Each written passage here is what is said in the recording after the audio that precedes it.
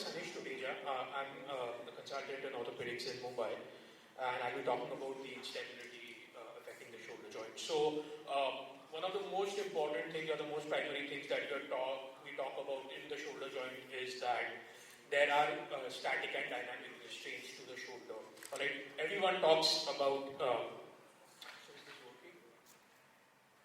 So everyone talks about the capsular-labral complex and disruption to that causing instability. But what we also need to know is that there is the rotator cuff, and that equally contributes to the stability of the shoulder joint. And in fact, a loss of 50% of the rotator cuff increases the dislocation rate by about 50% in about every position of the shoulder joint. Right? And there's a study on this.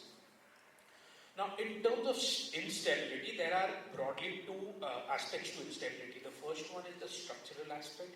That means something is wrong with the joint surface or the articulating surfaces. And the second one is when the muscles are not doing their job. Now, with regards to understanding muscle imbalance, we need to understand that,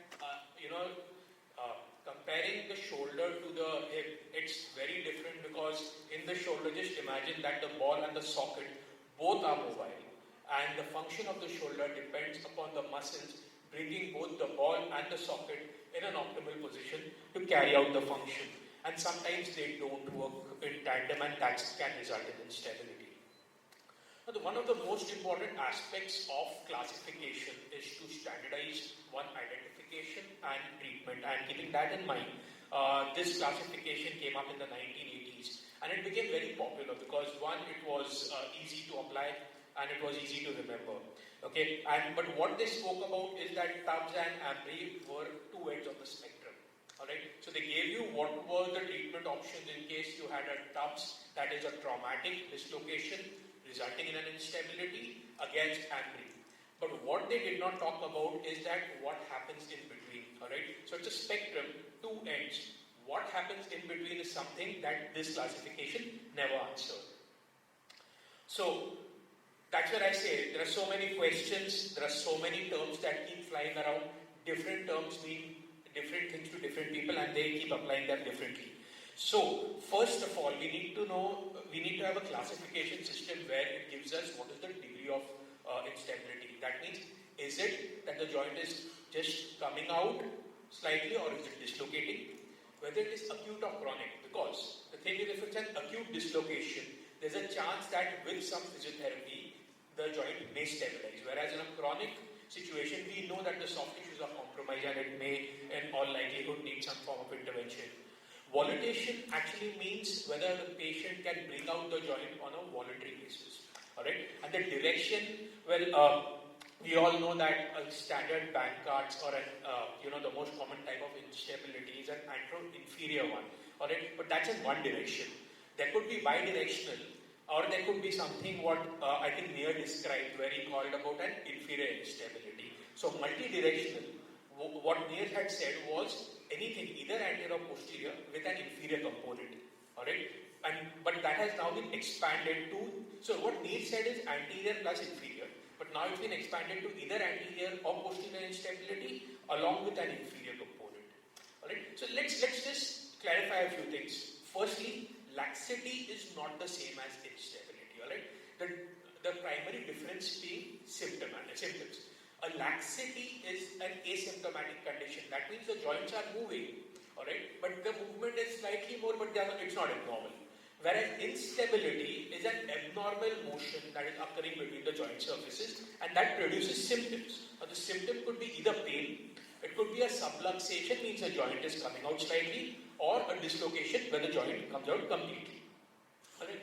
Now, again, this is something we all know, but some people, still try to call subluxation as full subluxation. So, subluxation means it's partially separated, dislocation means it's completely separated. Another confusing term is the difference between habitual instability and voluntary, and these are not the same thing. Alright, voluntary is when you deliberately bring your shoulder out, and how this happens is because of an abnormal recruitment of the muscles. Means some group of muscles they fire more, and some get inhibited more.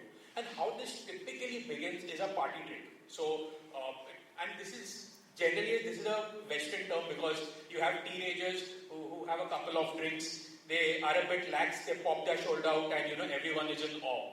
And that sort of positive reinforces them and they develop a muscle patterning issue. Alright? Whereas habitual instability is a term that has been knocked off of the patella phenomenon, where fibrosis of the quadriceps used to result in an abnormal patella tracking, resulting in the patella popping out with every knee movement. That is sort of being picked up in the shoulder context. So this happens as a result of deltoid fibrosis. And again, dislocation will happen every time the shoulder joint moves. So that's the difference between a habitual and a voluntary dislocator. Alright, so keeping this in mind of what we've spoken about, the classification system has now moved forward to the Stanmore system, where what they are trying to do is basically how, we know about Tubbs and Ambry. There's a third aspect added to it, and that is about muscle patterning. Alright, so what this gives us is that three poles. Okay, the first is type A. These are the most common ones. They are the ones with a Bankard's lesion, dislocation, clear history of dislocation, and that presenting as a instability. Type 2 is when you will not have a very clear history of a dislocation. The history is a bit vague, but they have a structural issue. That means they either have a bone loss or they have something like a Hill Sachs, which is compromising the joint surface and contributing to the instability. And the third one is when you don't have any structural issue with the joint, it's purely a muscle patterning issue. Now this triangle gives rise to three axes. So you have the axis between 1 and 2, that's called the 1-2 axis. Similarly between 2 and 3, how do we get this to stop? And the third one is between 1 and 3. Now you will have people, so you'll have patients anywhere along this. They could be polar or they could be axial. Alright, and why this is important is that the treatment aspect is guided by where the patient is on this triangle. Alright, now one important thing to note is that if the patient is moving along the yellow arrow, that means they are getting rid of their muscle patterning. So this is one important aspect in shoulder instability, that the patients may not be confined to one particular group. They could be shifting around. Okay, and even along the axis they could be shifting along. So if a patient has picked up a muscle patterning issue and you have given them physiotherapy and they are improving, they are shifting along to the axis of 1 and 2. And we'll come to why that is significant. Similarly, if the patient is coming along the green arrow, they are worsening in terms of muscle patterning. So again, this is helpful in terms of how do we optimize treatment for these patients.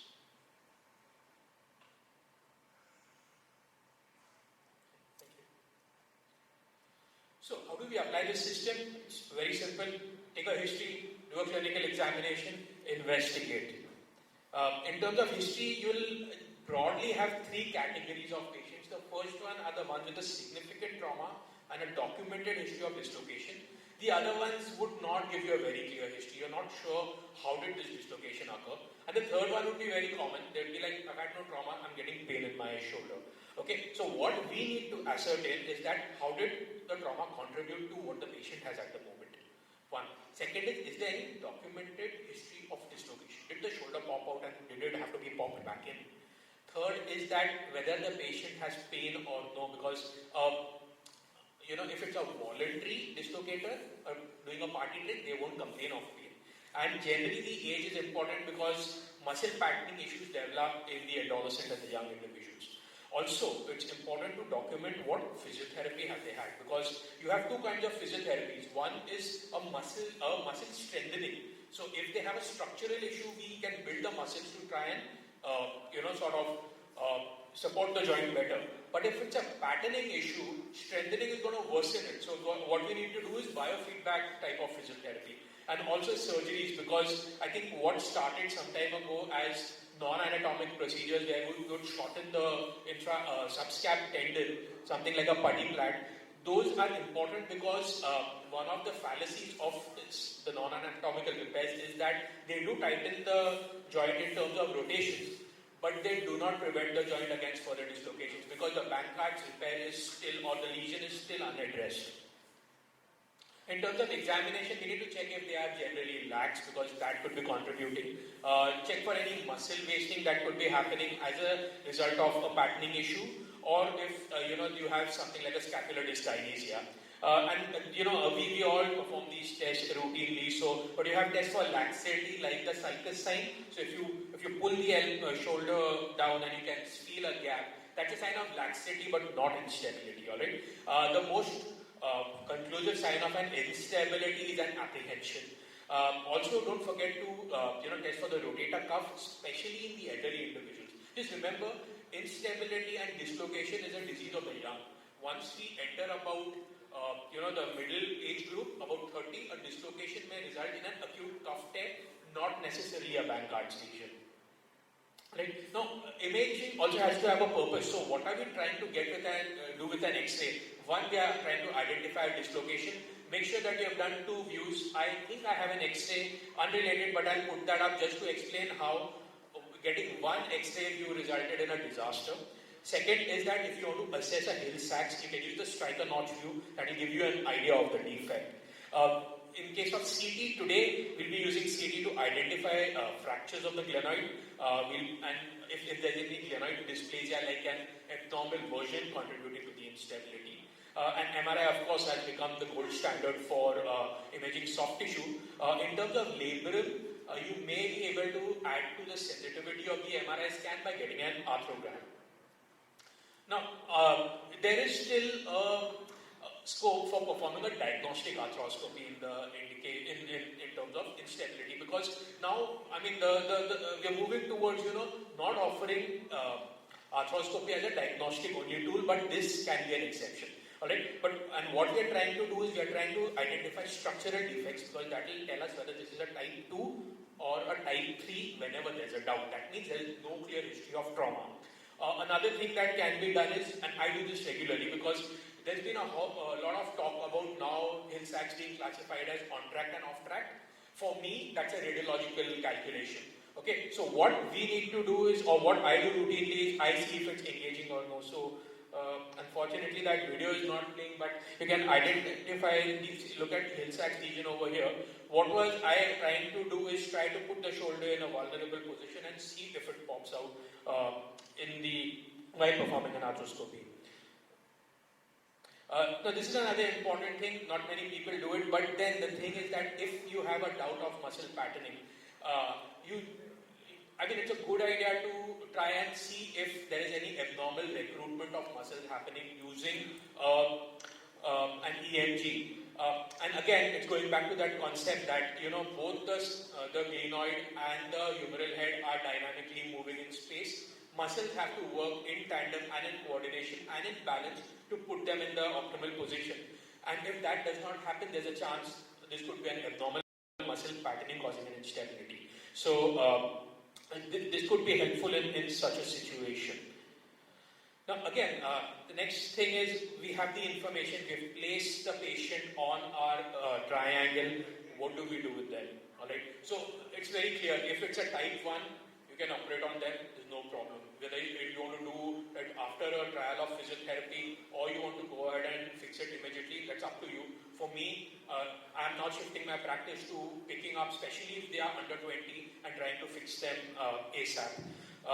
In terms of type 2, right, if there is no patterning abnormality and there is a structural abnormality, you could still offer surgery. Alright, so basically you can now have converted one axis, that is the 1-2 axis, into the green line. Means any patient along the green line, consider surgery. Alright, similarly axis of type 2-3 is the red line. Any patient along this axis, do not operate on them. The surgery is going to fail. They're going to have a bad shoulder at the end of the day and they are going to dislocate because the muscle pattern does not get corrected.